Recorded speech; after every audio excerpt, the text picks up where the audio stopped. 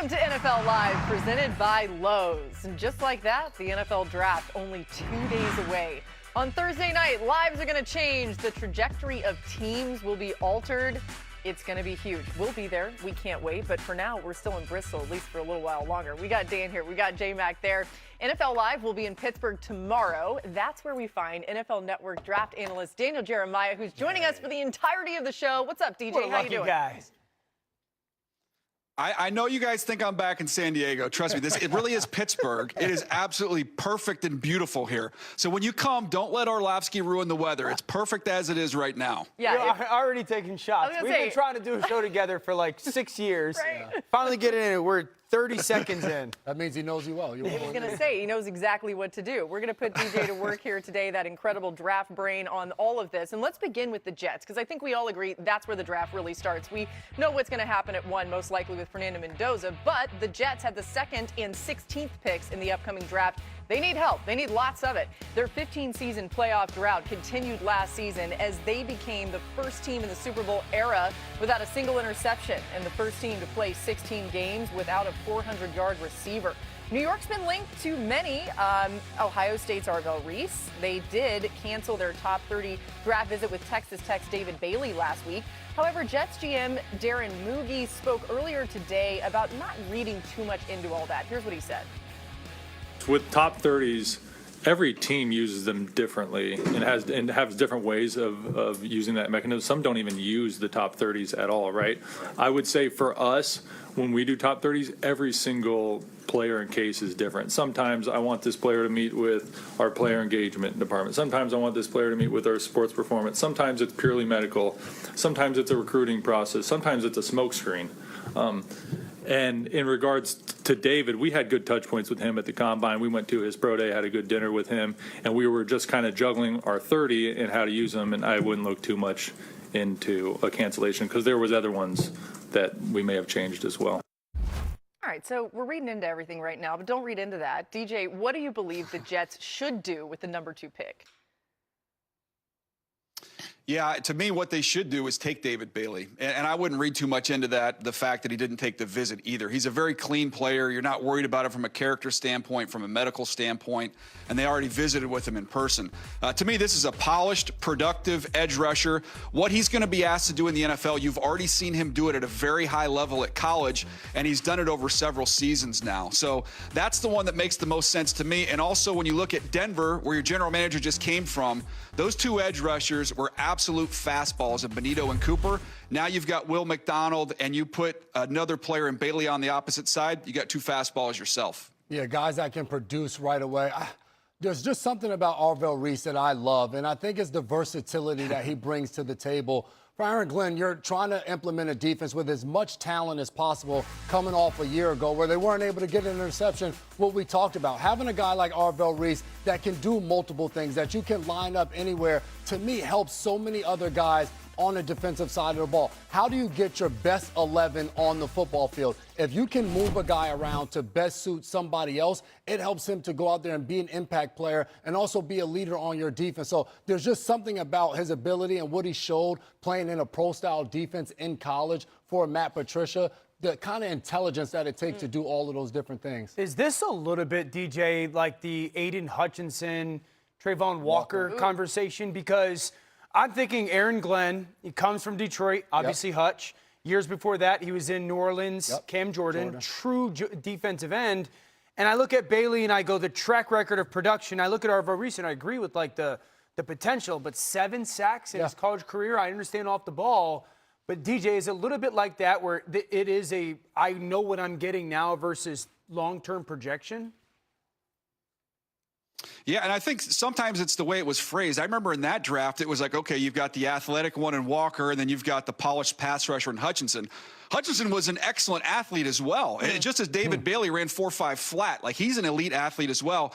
So to me, both those players ended up being great players. And I think we're in a very similar boat here where I don't know there's a wrong decision, but to me, this feels like Bailey is more, we can't screw this up if we're the Jets. Like that's a little bit safer. Let's put this thing in the fairway. And that's why I lean in that direction. I like that analogy. Safe for the Jets makes sense, especially at that level of talent. Now, Dan, the Jets also had the 16th pick plus 2 second second-round picks this year and 3 first-round picks next year.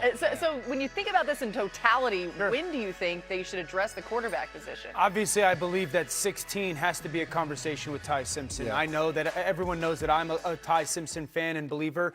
And I would just say the two things in regards to if we don't go quarterback at 16 because we're going to wait till 2027. 1, 2 of those first-round picks that you have out of the 3 are going to be teams that are going to be very much so playoff contending teams in Indy and Dallas. So I don't know how much ammunition that's going to give you. The second thing, and this is the Jets and all you teams that are sitting there going, well, wait for the 27 class.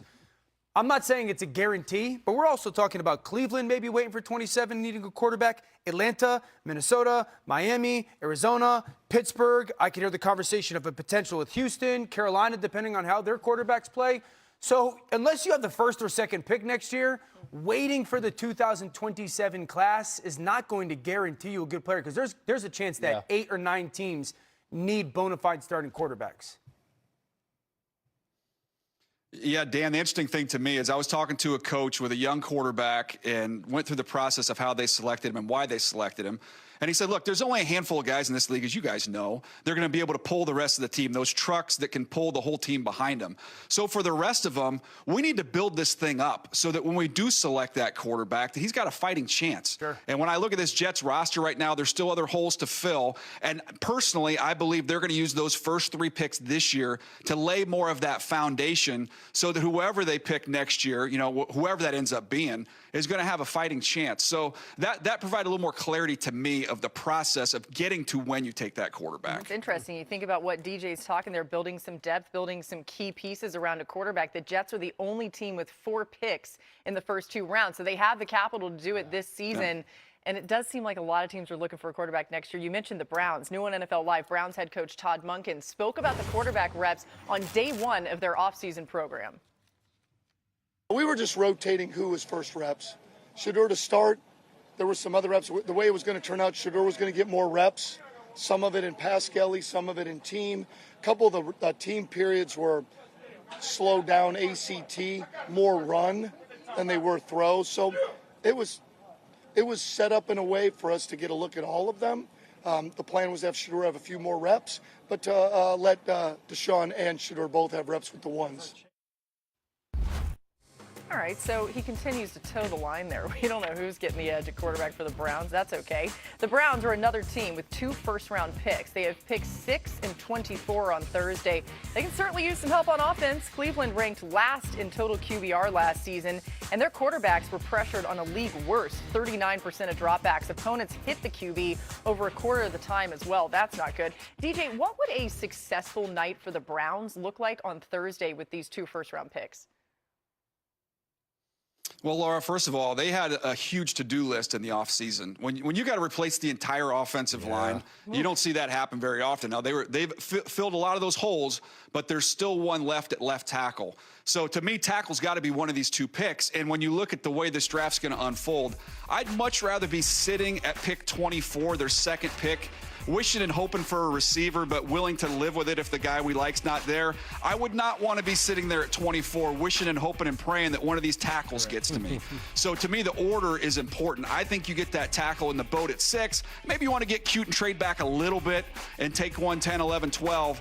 I wouldn't go too far. I want to get that last piece of that offensive line in place. Yeah, I completely agree. I think those first 2 round picks should be tackle and wide receiver. I'll go along kind of what DJ was just intimating with the Jets. Okay, if the Browns want to truly gauge what Shedeur Sanders is, and if I were the Browns, Shedeur would have my first crack to be the starting quarterback. Agreed. Unless you improve the protection and the perimeter skill players, you're not going to get a true evaluation nor a fair evaluation. So if quarterback's not into the conversation for them, I think left tackle absolutely. And they have Jerry Jeudy, nice player, but he's not a burner. So I think there has to be something of a vertical element at that wide receiver spot at 24. Now, who's available has to be a part of the equation, but you've got to improve the ability for the quarterback to get people open or to find people that could get open. So left tackle and wide receiver should be their first 2 rounders. Absolutely. Everyone's going to say those 2 positions, and I'm not going to disagree with you guys at all. I look at it as, are they going to trade into what DJ said? How far back do they do? If they do that, when you talk about getting a wide receiver, to me, the explosiveness on the offense has to change. Harold Fan and their tight end seem to be their best weapon week in and week out, and he's a really good player at that tight end position. But to your point, Jerry Jeudy was at the top of the league in drop passes. They have to get somebody reliable on the outside. So I think speed is, or maybe a Denzel Boston, a guy that you can put out there and absolutely rely on if you're looking later on in that first round. Yeah.